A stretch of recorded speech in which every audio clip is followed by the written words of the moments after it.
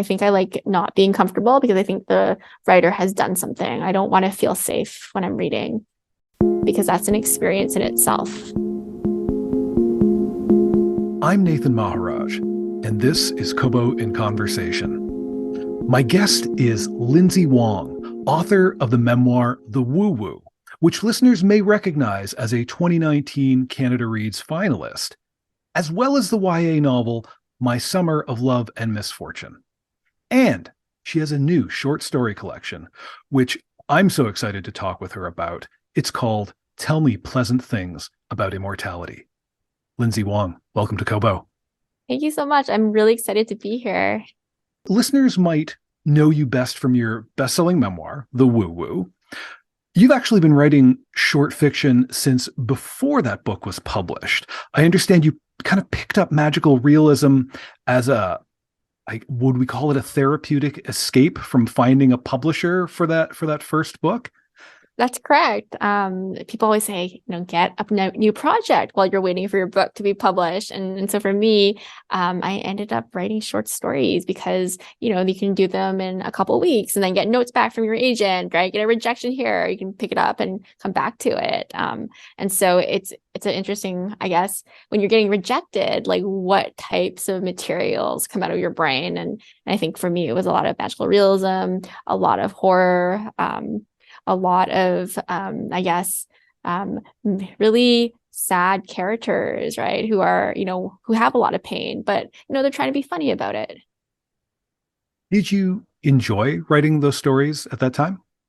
I don't know what the word enjoyment means when it comes to writing. I don't understand.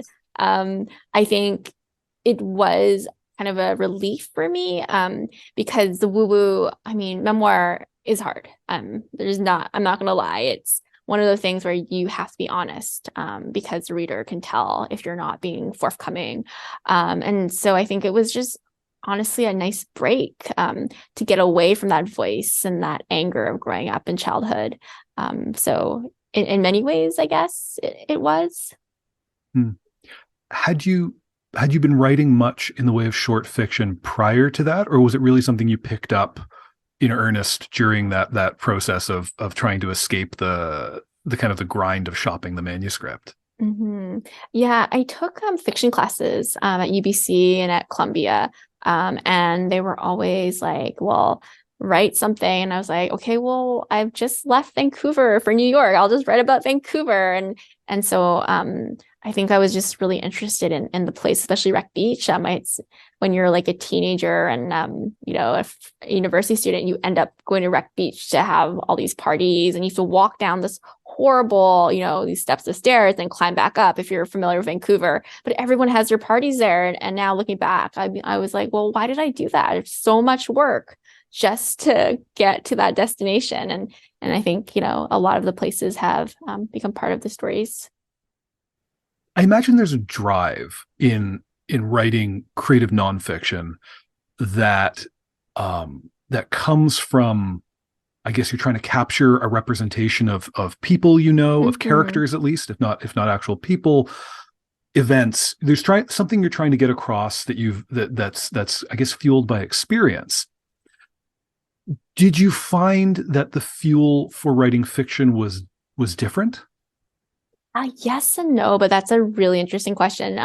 Because with nonfiction, you have to follow the facts, right? You can't lie because then the reader knows you're a bad writer, right? If you do that with creative with fiction, it's like, well, anything goes, right? You can take nonfiction, you can take family history, you can take mythology, you can take a metaphor, and you can just run with it. Sometimes I've thought about like, what if I don't want to do something? If I don't want to do an event, I could become furniture. I could become a sofa chair for 24 hours. And I thought that would be such a great way to, describe intergenerational trauma and how, we want to escape, right? Do we have to be present? And so I'm always thinking about metaphor and symbolism in that sense. Mm-hmm. It's interesting you bring up the furniture metaphor because, of course, there is a story in which that is exactly manifested. There's also a lot of cannibalism. there are bodies eating bodies. Yeah. Were you like a horror movie kid growing up? Was that like a thing, like the lots of blood and guts and B movies, or is this a place for you only in fiction? Oh, I think okay, well I never really watched horror growing up. But my family always talked about war times and how people had to eat their own children or Mm, swap their own children if you wanted to survive. And so that I think really stuck with me, like this fear, like, what if there was a war, or what if my parents lost their jobs? Would they eat us? Right. And I think that kind of, personal paranoia or fear kind of manifests itself. Right. And so I think, I wanted to explore that too, because so much of that trauma from our families, right, and their own trauma really sit with us and we can't escape it. are you able to recall if that was sort of the introduction of things like that, of certain taboos, of certain violent concepts coming to you through a narration of family history? Oh yeah, yeah, for sure. I mean, my family, especially, I wrote the memoir, The Woo Woo, because they don't believe in mental illness. They blame everything on ghosts, right? Anything horrible happens, it's a ghost. And so I think that idea of like cannibalism too, right? That idea, like, will eat you. Grandma doesn't have enough food during the war, so she had to eat yams. But maybe they ate her younger brother because, he was weaker, right? That idea of Mm, that fear. I think, so much of her family is what they tell us can really make us think it's normal, right? mm, And we don't know what is normal sometimes until we leave their, bubble and we go to university and everyone's like, that's messed up. Why would you say that? Right? That's not funny. Are you mm, Hannibal Lecter? And then yeah. you start to really be like, okay, I can only be honest in fiction because everyone's gonna think I'm a crazy person and they're not gonna want to be my friend or whatever. Right. And so, I think that starts in adolescence. And then when you move to, university and whatever. I want to ask because your three books could not be more different. We have, I mean, the woo woo has something in common with these stories. In there are arguments made and through lines, but then we've got the tangent of My Summer of Love and Misfortune, which I guess we could tie in as well. But they're very different books. Mhm. I can imagine Lindsay Wong is a very different writer depending on where the reader finds her. Where did My Summer of Love and Misfortune come from? I was actually asked by an editor at Salmon Pulse, Jennifer Ang. She came up with this great concept about this teen who gets sent to Beijing, and she asked me, do you want to write it? And I was like, yeah, sure. That sounds really fun. And so it became a collaboration in that sense. It's a lot lighter than my sensibility. Mm, But I think that's the challenge and beauty of writing, right? When you work with someone else, because you get to really see the world through their eyes, right? mm, I think, some of my humor still comes through in that. But again, it's a light story. It's not a Lindsay Wong story. Lindsay Wong stories have demons and cannibalism and murder and mayhem. If it was up to me, I would probably like kill everyone. And I would say that book was really fun to write because it was lighter. It was contemporary romance. It was sweeter, right? mm. Here, in Tell Me Pleasant Things About Immortality, the characters don't get what they want, right? They really exist in their own brutal world. They're fighting, they're dreaming, they all want something, but ultimately they don't get what they want. And even in death, right? They're just gonna keep wanting, right? It's almost sad. I'm so glad you brought it back around to the thematic binding of the stories. As I read them, I felt like they had their own. Each story, of course, has its own internal logic. It does that miraculous thing that short stories do. Each one is teaching you how to read it, of giving you the whole world of what will be possible and not. Mhm. But they all did have kind of they all feel haunted in the same way. And as you speak of like the characters wanting and that death doesn't stop wanting, was that a mood you wrote around, or is that something only clear to you as maybe going through editorial revisions and things? Yeah, that's an interesting question. I would say like it actually goes back to the idea of ghosts, being around my family and how like we manifest that superstition. In Chinese culture, we're always like burning, money and fake money, like paper money, to our ancestors. We're burning fake paper houses because we think like, okay, the dead are among us and they're just like us. They want more houses, right? They want more cars. They want more things, right? And so that, I think, really became the idea of, this is tradition. This is what our ancestors want. Hmm. Do you remember which story you wrote first? I would say Wreck Beach, because I wrote it. I just left Vancouver for New York, and creative writing class, like, write a story. I'm like, okay, I miss Vancouver, so I'll write Wreck Beach, and then Furniture followed again. I said it in Seattle, but it should really be in Vancouver. But it is a West Coast experience, and it is, I think, what a lot of immigrant families go through. The collection starts though with Happy Birthday, which maybe it's just me. I thought it was just going to be a story about a uniquely unhappy family, but it comes unhinged bit by bit in this way that actually had me. I'd read a page and then I'd skip back and see if I missed something of you know, is the mother really floating up by the ceiling? Oh no, she really is. That's really happening. Okay. And the way the father is referred to as he becomes sort of possessed. And that unhinging, that shifting ground beneath my feet was it really set me up to read the rest of the book. Was Happy Birthday always going to be the first story in the collection? Actually, no. Sinking Houses was. I thought, we'll start with the classic immigration story where someone leaves, right? And she marries someone older and has to, navigate immigration, but the world's falling apart. But I was told that, this story takes us out of the context, right? People can't relate to the voice until we set it up for them. And I think, as you mentioned, like Happy Birthday, it's relatable, but it's weird and it's creepy, but it really sets the tone for the story or for the collection where anything can happen. There's a lot of nightmarish stuff in this book. Not all of it's especially horrific. Some I think is just surreal. It's kind of got a dream logic to it. I wanted to know, do you collect these images, or do you have like a scrapbook of like, here's a weird idea, here's a gross thing, here's an upsetting thing? How do you, I guess, what's the paint box? I think I'm one of those people, if I hear something interesting or weird, I put it away, I file it away. Sometimes I do write about, personal experience, but then I, push it more. Like, for example, I did a residency in Nebraska City, and the grocery store was 10 miles away, and you could walk down a deserted highway to get groceries anytime you were hungry. And I would walk there by myself, buy ice cream. I don't know why I was buying ice cream, but it just felt like I should buy ice cream from Walmart.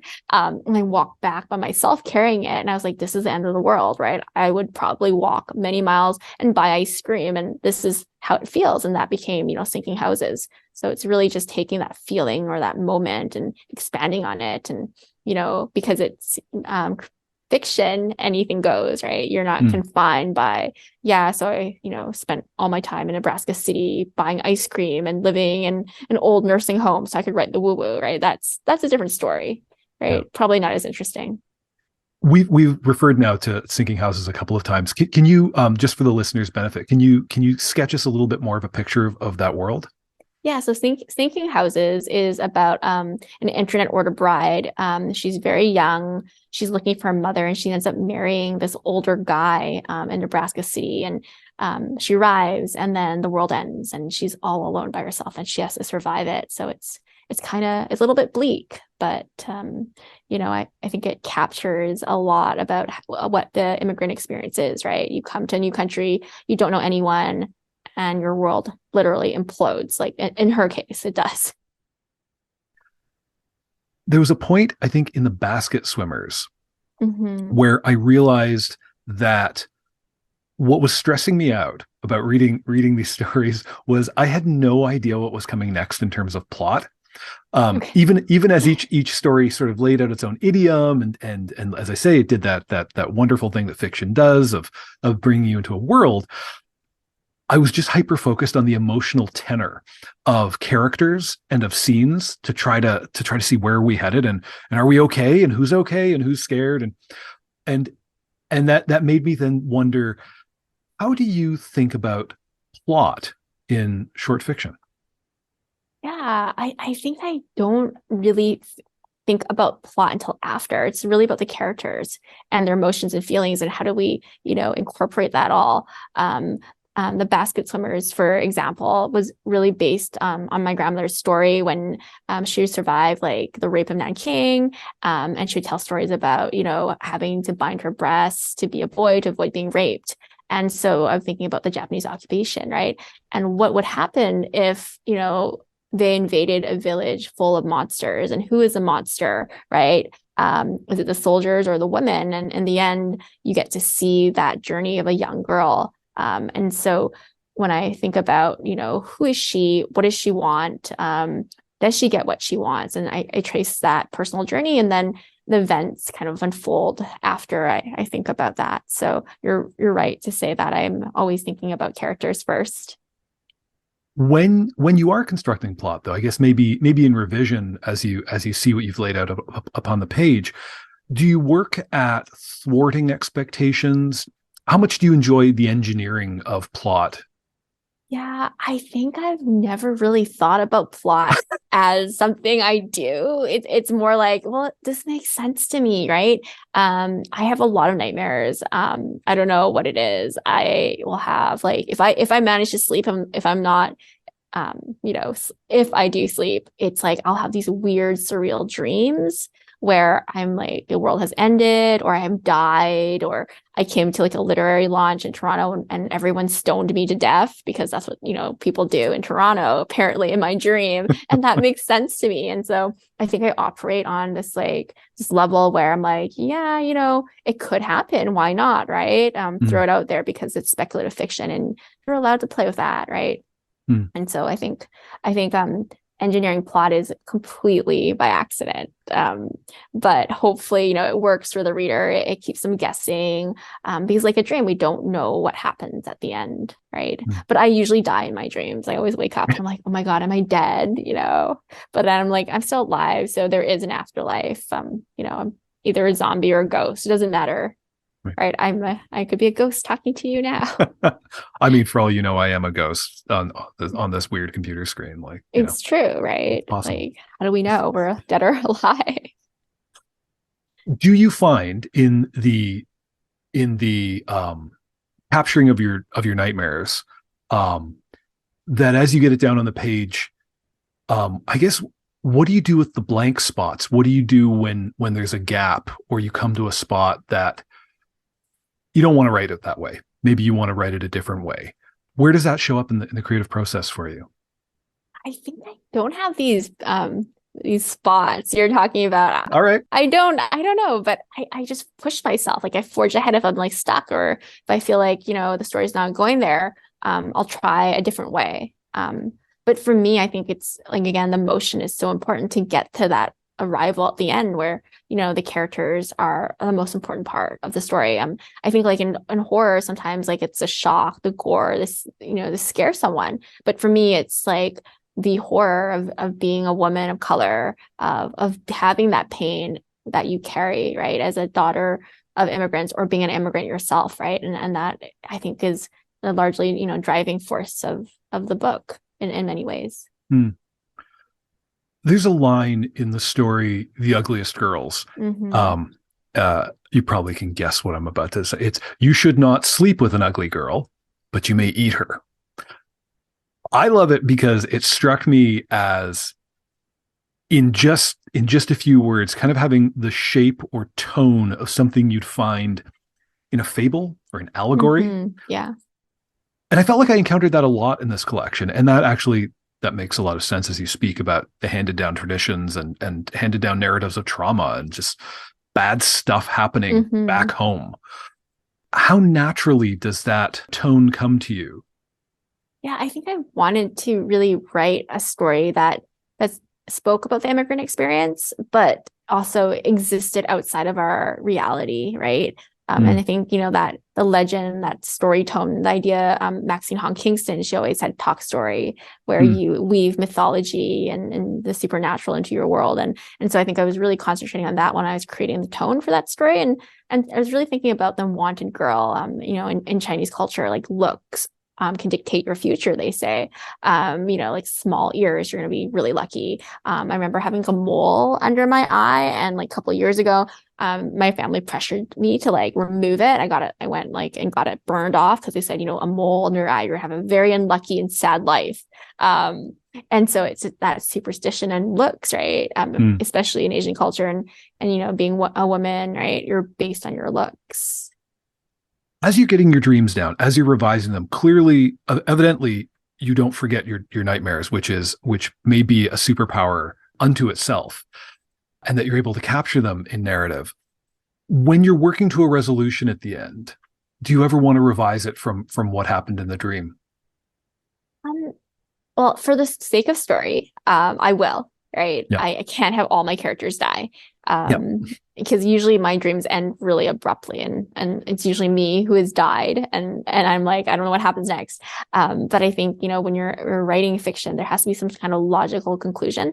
I mean, the characters, at least for me, don't need to be okay, but they need to arrive at some place that's different from the very beginning. I think someone once told me that you don't feel like you need to take care of your characters. You don't need to take care of your readers. And I think that's really true. I expect my readers, to follow along in that world. And so these characters, right, they face brutality and violence and a lot of horrible things. People want to eat them, for example. But in the end, they learn something from it, or they arrive at a new level of who they are, right? Of course, they don't get what they want, unfortunately. It's not that world. The grotesque as a kind of aesthetic seems really well suited to the short story, especially these short stories, but as a form, the grotesque makes sense here because I think things become less grotesque with familiarity. And we never spend enough time in these stories to get too familiar with our bearings. Were there stories, though, that you wanted to spend more time in? I think, these are stories, they feel contained to me. Like, these are the worlds, right? It's shocking and brutal. I don't know if they can exist in the long form in the novel. I think my reader would be, too overwhelmed. And so it's like a slice of life in a day of an immigrant. These are immigrant horror stories, right? Where, they're not written really for the reader or the audience in mind, right? And you're here to witness it, whether or not you want to. And so maybe it is provocative of me to be like, well, here it is, like, eat it or not eat it. I don't care.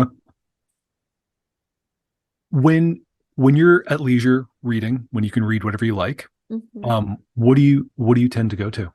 Oh, that's a good question. I feel like I don't ever read for fun anymore. I'm usually, blurbing or judging something. But right now, I've been reading a lot of my peers' work, especially manuscript drafts. A lot of speculative fiction.